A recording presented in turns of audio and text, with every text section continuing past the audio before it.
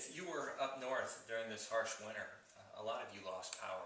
And, you know, if you'll imagine with me, if you weren't there, you come home and the street is dark, the block is dark, and yet you come home and you have lights. Your big screen TV works, your DVD player works, your computer works with internet connection. That is what this is about, an introduction to a battery bank. Let me show you how it works. First off, you'll notice that the lid was designed to be removed to access the top of our batteries.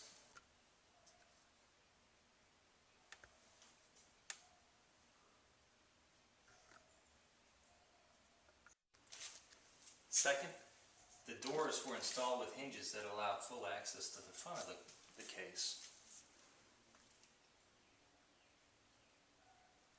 What is exciting about a battery bank, and why I believe everybody, once they really understand what it is going to want a battery bank, is it literally is a bank of energy. And what's exciting about this is, with today's modern batteries, how much energy is in a battery. These are deep cycle marine batteries, meaning we're going to run them down halfway. Okay, so it really has twice that energy, but it's not good to go past half. But you could if you had to in an emergency. This has 1200 watts of energy. That's just one battery. So what does that mean? So let me give you an example. If we have a lamp with an 8-watt LED bulb in it, okay, that is so energy efficient. That would be equivalent to a 60-watt incandescent bulb, to give you an idea of apple to apples. That 8 watts could run for 150 hours without this battery needing to be recharged. Our system has a controller in it, and the reason for that is we could put this a couple of solar panels out in the front yard and recharge our system just by sunlight. Now, if you don't have solar panels and you didn't want to go that route, you could still just get a bunch of marine batteries and an inverter and you'd be fine. Because the way you would recharge that, you leave your battery charger plugged into the wall and connected to your batteries, and when the government turns the power back onto your home, it automatically starts charging your batteries again. You could also charge your batteries using a generator. Now, depending on the type of carburation you have, you could run your generator off of gas, propane, natural gas, diesel, just to give you some ideas. So what we have here is a store of energy, and we're going to change 12 volts into house current, or 120 volts in the United States, using an inverter. By plugging it into an outlet strip, you could literally take a bunch of extension cords and run them around the house, and you'll have lights or TV or computers wherever you need them. Also, you could charge your cell phones. You could charge your laptops. You could charge your AA and AAA batteries for your flashlights. If you aren't familiar with this flashlight, you should take a look at one of my previous videos. They are extremely bright. Look at that. And they last a very long time. So if you don't have lamps throughout your house, you could always set these up on the floor as candles, run them all night long, and the next day put them in the battery charger and charge them off of your deep cycle batteries. Another nice thing about this is you'll notice that it's compact. And I don't have it in the basement. I don't have it in the garage. I have it where I'm going to need that energy. Also, because it's so small, you could throw it in the back of a truck, back of a minivan or an RV, and take it to wherever you need that energy.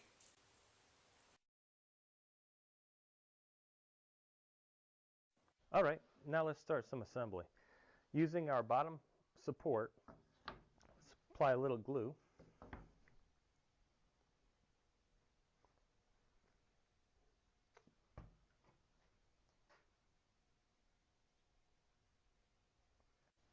A little trick that I use is I use a speed square.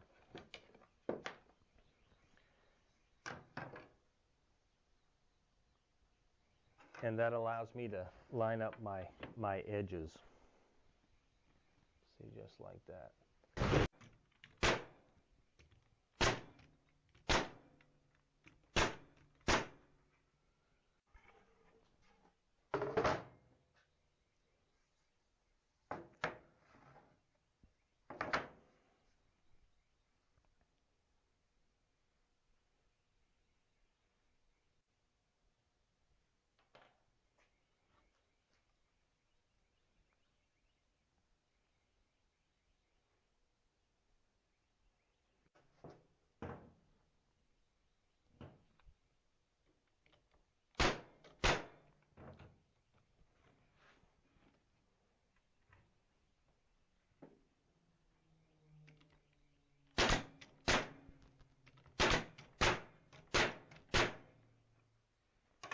Now we're going to put in our bottom shelf.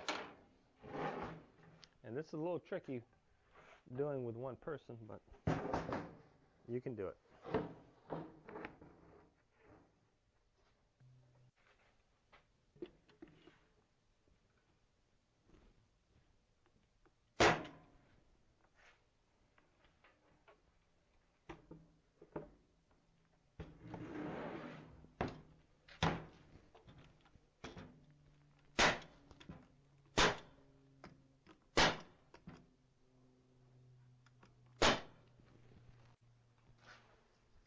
All right. Now we're going to attach the other side.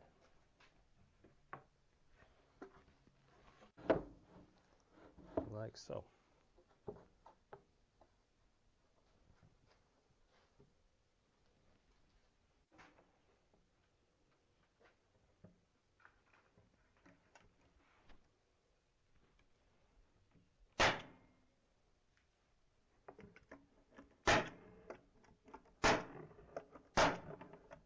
All right, I'm going to glue and nail. You can glue and screw it.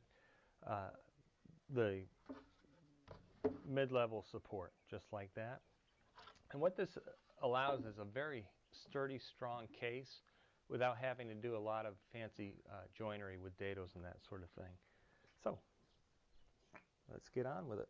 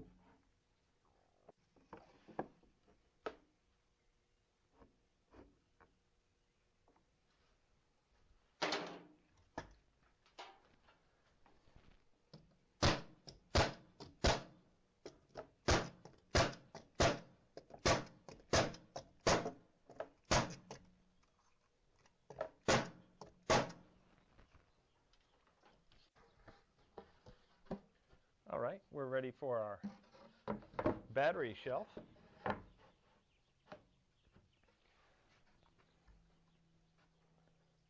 We just set it down on our supports.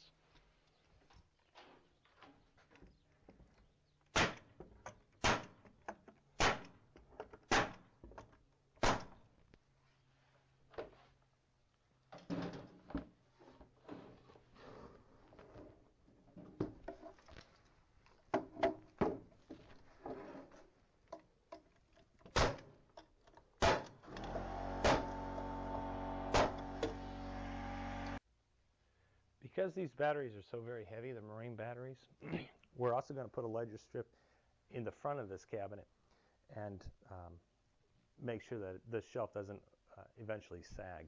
So that's what we're doing here.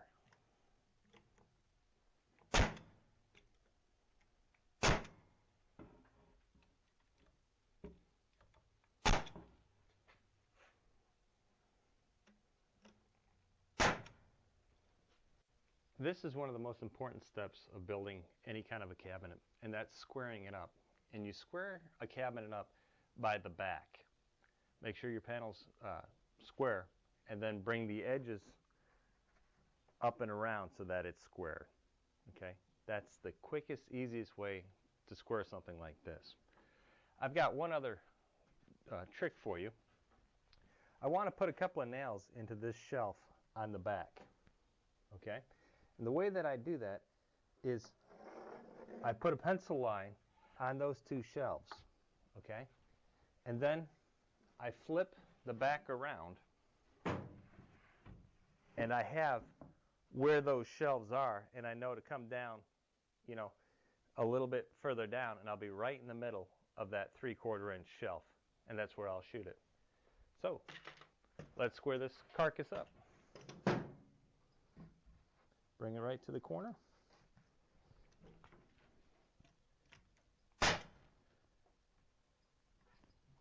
And walk it along its edge.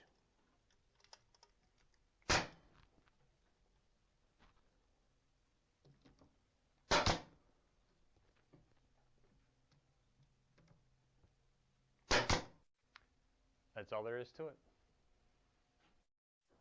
Okay, it's now time to attach the paneling to it to hide the plywood. You have a bunch of different options here. You can glue it, okay? We're going to just tack it with some brads, but you could also put 1x4s and nail that, and that'll pinch it so it won't fall off. You could also put the 1x4s around it, cut this smaller, stick it in, and have the molding hold it in. So there's a bunch of different ways to do it, but this is the way I'm going to do it.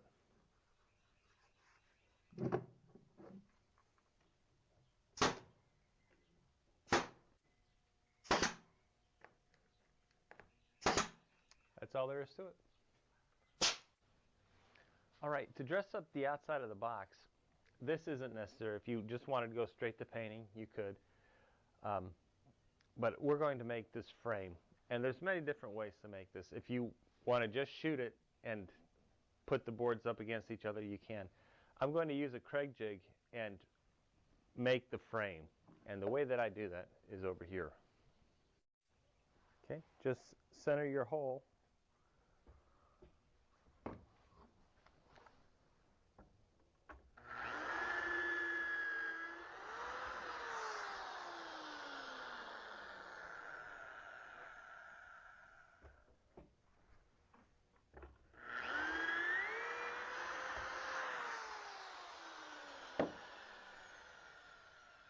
And you end up with something like that.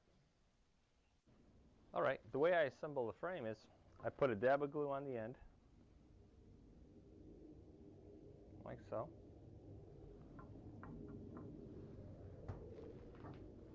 I join my sticks up and line them up.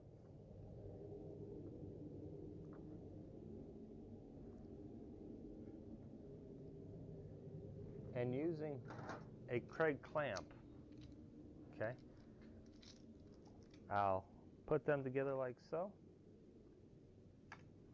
and that keeps the two surfaces flush with each other.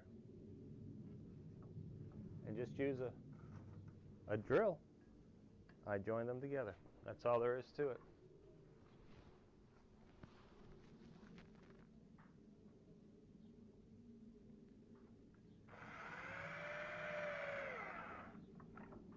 That's all there is to it. Okay, let's attach our frame to the end panel. And again, using my speed square, I kind of line everything up, make sure that it's flush. And then I shoot it.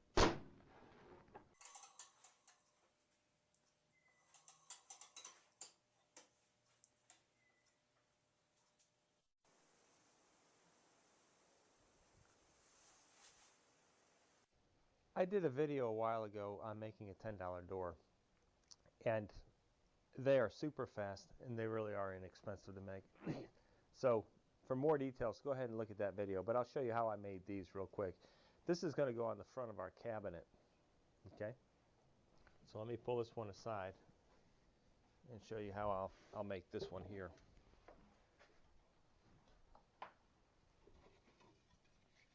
again, just as I've done everything, just cut the pieces to length. I use pocket screws, and then I glue this on and I brad nail it. And the only reason for the brad nails is to hold it in place until the glue can dry. It's real simple.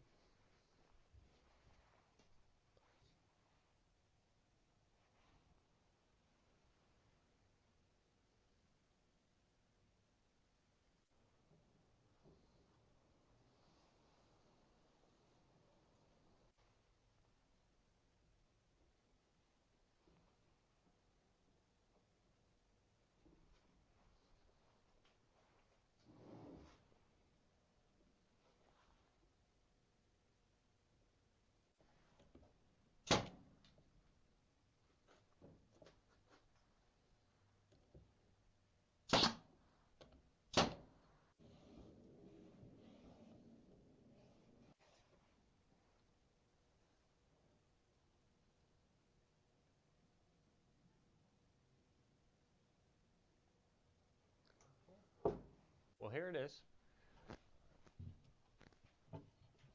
If you notice, these are the $10 doors if you go and look in a back episode. The top comes off to easily access the batteries. You can slide them in or access the top of them. You can make the lid any way that you want. I had extra maple flooring from a job, so I just used 3/4 inch plywood and nailed them to it. Just drove the nails right into the back. You can use tile, you could just stain or paint it. It's all up to you. And then I attached a piece of trim all the way around. And I put cleats on it so that I didn't need to have a hinge system and a lid support system. Saved a little extra money there.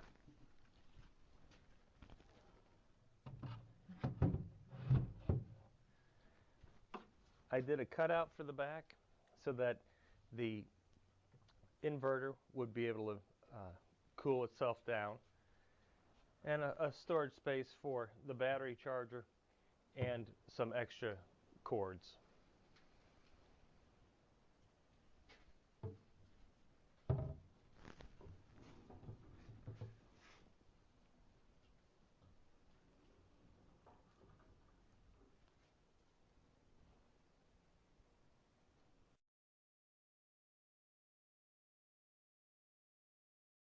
If you would, I'll catch you on the next one. Please give me a thumbs up if you like this, and share it with people if you would. Let's get those numbers going to the million. I appreciate it. Thank you very much.